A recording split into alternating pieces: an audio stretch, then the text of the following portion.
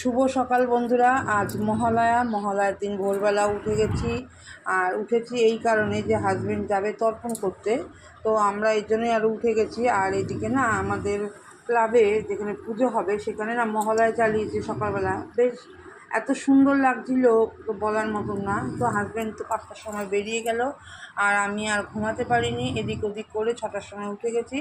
উঠে ছাদে গিয়েছিলাম, এবার ছাদে গিয়ে দেখলাম যে সেরকম কোনো ফুল ফোটেনি।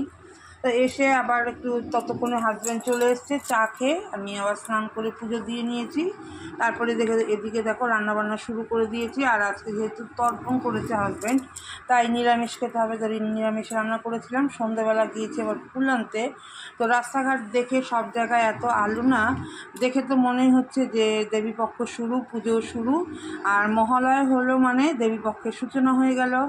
তো পুজো তো একদম শুরু হয়ে গেছে, কাউন্টডাউন শেষ। এবার